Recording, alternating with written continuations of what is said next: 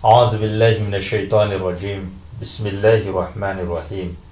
الحمد لله والصلاة والسلام على رسول الله صلى الله عليه وسلم أما بعد السلام عليكم ورحمة الله وبركاته فالنتين مناتن أرابا وانسكريتا فنارغا ستابا نفيتا لابتن TVM أمني زو مريناني على عادي إزو رلاسنا بابنا تنفون الإسلام بولا أواناتني إلو قصص الأنبياء tantaran'ireo mpaminany izay mifandimby tety ambony tany no arahintsika amin'ity androany ity. Tamin'ny herinantsika dia naka tantaran'ny mpaminany Shuaib izay anisan'ny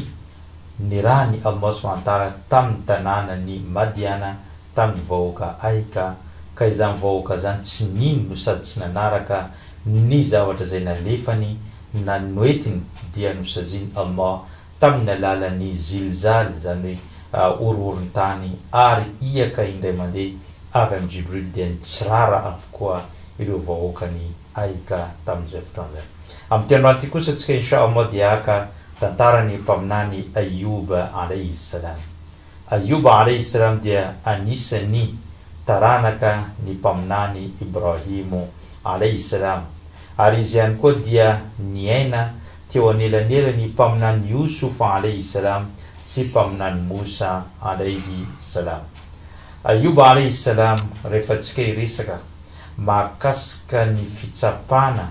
sy ny fiaretana manoloana an'izany fitsapana zany dia mpaminany Ayuba alayhi salam no matetika raisin'olona ohatra mivaingana amin'izany fiaretana izany satria izany rangahy zany taorian'ny fahasoavana lehibe zay teo aminy. Mba fantatrao ve inona ny fahasoavana niainany zany mpaminany Ayuba zany? Mpaminany Ayuba alayhi salam dia nanana ny zavatra rehetrarehetra teto ambony tany. Nanana tanimboly, nanana tanimbary, nanana biby fiompy, nanana zavatra rehetra piasa mandeha manjatony ary nananjanaka miisa 7 lahy 7 vavy izy. Izany rehetrarehetra zany dia teo ampelantanany mpaminany Ayuba alayhi salam. Ary tsy vitany hoe teo ampelantanany mpaminany Ayuba alayhi salam fa mbola izy ihany koa mibaiko an'ireo olona eo an-tanàna satria amin'ny mahampaminany azy dia manana an'izay pouvoir ary nomeny Allah subhanahu wa ta'ala an'izay voninahitra zany i mpaminany Ayuba alayhi salam. Ny zavatra rehetrarehetra dia teo ampelantanany ary niadana izy sy ny vady amanjanany nandritra ny 70 taona niaina tao anatin'izany fahasoavana lehibe izany. Saingy tompo Allah subhanahu wa ta'ala efa miteny ihany koa no amafisy ny mpaminany sallallahu alayhi wa sallam rehefa nantaniana hoe iza ary ireo olona izay tsapainy Allah subhanahu wa ta'ala indrindra ity ambony tany dia namaly mpaminany sallallahu alayhi wa sallam al-anbiya'i fal-amthal fal-amthal. Zany hoe iza ny olona tsapaina indrindra dia namaly mpaminany ireo mpaminany izay nalefany Allah tety ambony tany no tena tsapainy Allah subhanahu wa ta'ala indrindra mba hahafahantsika maka ohatra amin'ireo mpaminany ireo ary ny mpaminany rehetrarehetra nandalo teto ambony tany tsy nisy afa-tsy notsapainy tompo Allah subhanahu wa ta'ala ka nisan'izany mpaminany Ayuba. Araka ny voalazantsika teo ny zavatra rehetrarehetra teo ampelantanany saingy tao anatin'ny 7 andro monja dia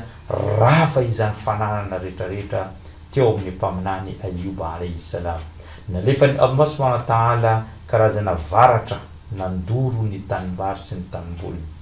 ary nalefany Allah subhanahu wa ta'ala ihany koa ireo dahalo namono nanangalatra ny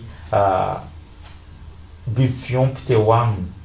ary ny piasa rehetrarehetra dia nanomboka ny démission zany hoe niala tamin'ny miasa miaraka amin'ny mpaminany Ayuba alayhi salam satria nanomboka tsy vitany Ayuba tsony ny mandoa ny karaman'ireo piasa tamin'izay fotoana zay ary tsy vitan'izany fa anisan'ny zavatra lehibe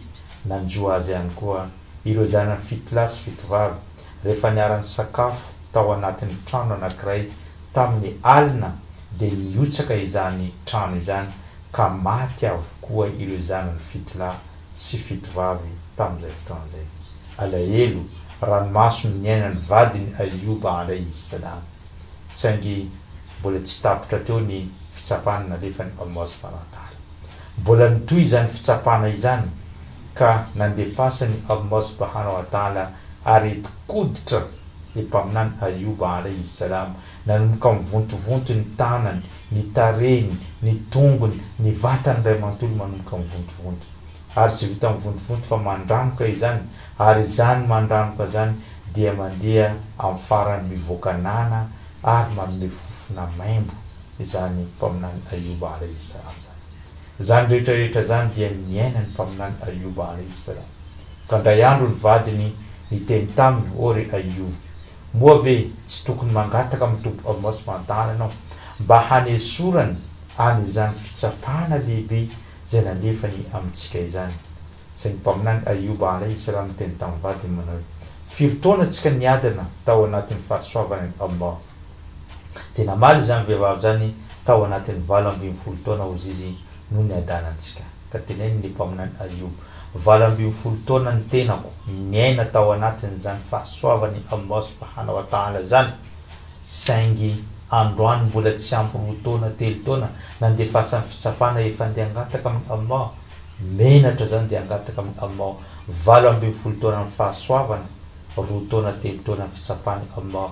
menatra zao fa aleoko miahitra amin'ny fitsapana lehibe zay nalefany Allah subhanahu wa ta'ala ary zany mino ny Allah subhanahu wa ta'ala ka eny fa ireo mpitantara miteny eny fa hatramin'ilay baibay sy ireo ranotsiranoka tamin'ny tanany Ayuba tamin'ny vatany Ayuba indraindray efa misy olotra mihitsy noho ny hoe fahasimbany zany odiny izany mpaminany Ayuba alayhi salam izany ka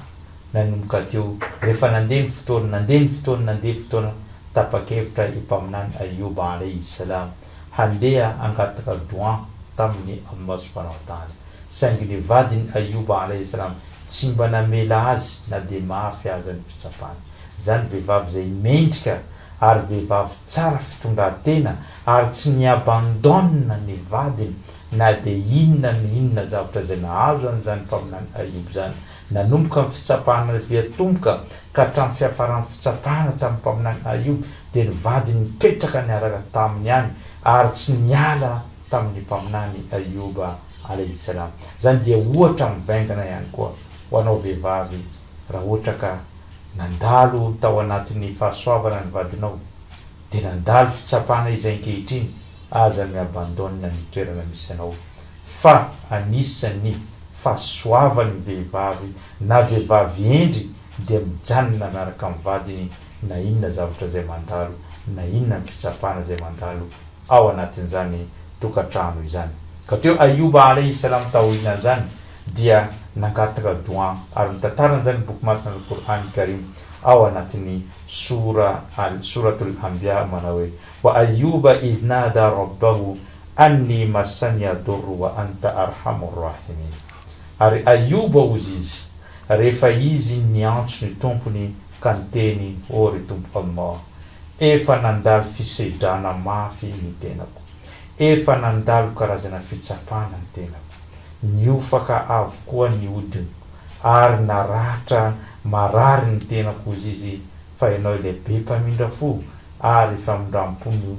iainako eto ambony tany avy aminao ry tompo Allah ka sitrano izany aretiko zany hoy Ayuba alayhi salam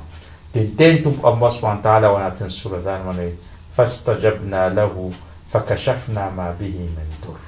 novalinay ilay hataka zay nataony mpaminany Ayuba alayhi salam ary nesoronay taminy ozy izy ilay fitsapana sy ny areti-koditra maro samihafa zay nandalo teo aminy ary ny fitsapana rehetra nesoronay wa atainahu ahlahu wa mithlahum ma'ahum rahmatan min indina wa dhikra lil abidin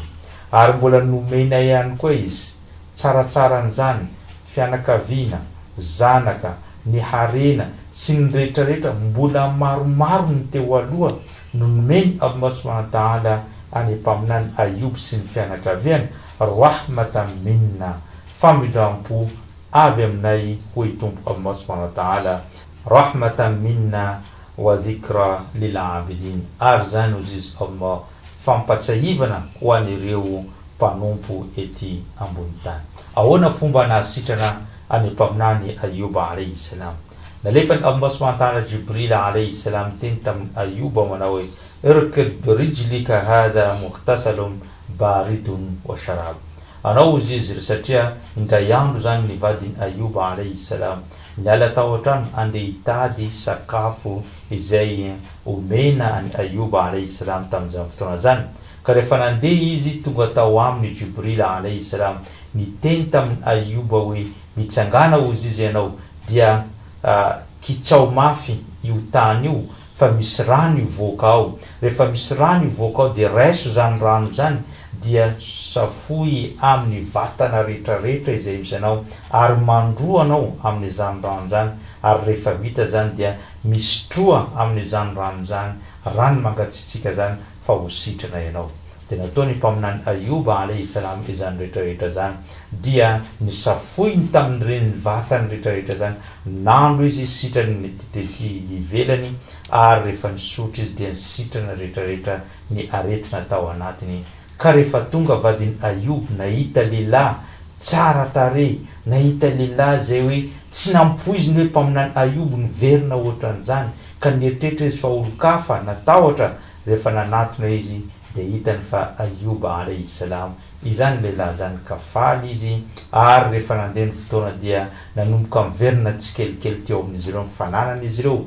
ny tanimboly, ny biby fiompy, ny zavatra rehetrarehetra ary tsy vitan'izany fa nomeny amma roa avy eny tamin'izany zanany zany. Raha ohatra ka fito lahy sy fito vavy izy ireo teo aloha dia ambonimbon'izany sy maromaron'izany no azony Ayuba sy ny vadiny vokatra ny fiaretana lehibe zay nataon'izy ireo teo amin'izany fiainana zany. Zay ngambony ambangovangony amin'ny famitinana ny tantarany mpaminany Ayuba alayhi salam. Fa ny lesona azontsika tsoana entintsika maranina ny fandarina amin'ity androany ity dia tadio raha lasa nabavy anatin'ny finoana Islam. Allah subhanahu wa ta'ala efa miteny ao anatin'ny boky masina al-Qur'an Karim manao hoe Alif Lam Mim ahasiba an-nasu an yutraku an yaqulu amanna wa hum la yuftanun. Teneny Allah subhanahu wa ta'ala moa ve mieritreritra ny mpino Islam anankiray avelanay izy teny hoe za mino ny Allah nefa tsy ho tsapanay. Izany teniny Allah subhanahu wa ta'ala zany manambarantsika fa ianao mpino io mihitsy no tsapainy Allah subhanahu wa ta'ala. Zany mahatonga anao mieritreritra indraindray hoe arakaraka ny dirako lalina amin'ity finoana ity no mahatonga amin'ny problème eo amiko. Zay ny fandraisanao amin'ny maha-olombelona anao fa raha tena mandray ianao ny tena mandinika anao arakaraka amin'ny finoanao no ampiakariny Allah ny degré ny fitsapananao. Ka raha ohatra ka tsy miabandona anao dia ho sokafany Allah izany ho vainy izany fitsapana zany ho fahasoavana eo amin'ny fiainanao. Tahaka ny Ayuba alayhi salam mpaminany izy raha vao nangataka fotsiny izy vao nanomboka ny izany karazana fitsapana zany nangataka fotsiny izy dia efa novaliany Allah saingy fantany Ayuba fa ny olombelona dia tokony handalo ao anatin'ny fitsapana ary ahay aritra amin'izany fitsapana zany. Ka ninona ny fitsapana zay mandalo anao ary ny fitsapana raha lasa nabavy anatin'ny finoana Islam dia samy amin'ny karazana izay tiavany Allah subhanahu wa ta'ala azy. Misy ny olona tsapainy Allah subhanahu wa ta'ala amin'ny alalan'ny tsy fananana zanaka, misy ndray ny olona tsapainy Allah amin'ny alalan'ny aretina, misy ndray ny olona tsapainy Allah amin'ny alalan'ny tsy fahaizana, misy ndray ny olona tsapainy Allah tsy mety afa-panadinana efa intelo inefitra nangala baka tsy mety afaka mihitsy, tsy mety navita fianarana, tsy mety mahita asa ny sasany. Izany rehetrarehetra zany dia fitsapana avokoa izany ka mila manana herim-po anao, herijika anao entina miatrika an'izany fiainana zany fa na dia mafy aza ny fitsapana fa tombo Allah subhanahu wa ta'ala tsy mandefa fitsapana zay tsy zakanao satria tombo Allah subhanahu wa ta'ala teny ao anatin'ny boky masina al-Qur'an Karim la yukallifu Allahu nafsan illa wusaha. Tombo Allah tsy mandefa zavatra mavesatra eo amin'ny vatantenan'olombelona zay tsy zakany fa matona lefany Allah fitsapana dia zakany ary fadio ao anaty mapitra ao anatin'ny lohanao ny handeha ambony tena fa voararany lalàna ary tsy misy fitsarana fa tonga dia any amin'ny afobe raha sendra manao an'izay ianao. Ka raha lasa nabavy anatin'ny finoana Islam entintsika maranina azy ny fiaretana no miftahun nasr, io no fanalahidy ny fandresena. Ny fiaretana dia ny fahasoavana azonao aminy innama yuwaffa as-sabiruna ajrahum bighayri hisab. Ny fahasoavan'olona manam-paharetina dia tsy voaisa eo anatreny tompo Allah subhanahu wa ta'ala. Ka mankataka amin'ny Allah subhanahu wa ta'ala antsika ireo fitsapana rehetra izay nandalo tamin'ny fiainantsika na tamin'ny taon-dasy na amin'izao fotoana izao dia ho vadika ny Allah ho asoavana ary omeny erijika itsika ahafahantsika miatrika an'izany ary hatreo ny fitsapana izay mahazo anao ary mangataka amin'ny Allah mba hiala ao anatin'izany tsika rehetra amin'izao faraparana izao taona na izay iainantsika ankehitriny. Zay ngamba raha lasa nambavy anatin'ny finoana Islamo ny fandaharantsika tamin'ity androany ity isaorako anao nanaraka an'izany hatranam-piandohana ka hatramin'izao fihafarana izao ny tenako dia mametraka mandrapitafa ho amin'ny alahady herinan'ito izao. Wassalamu alaikum wa rahmatullahi wa barakatuh.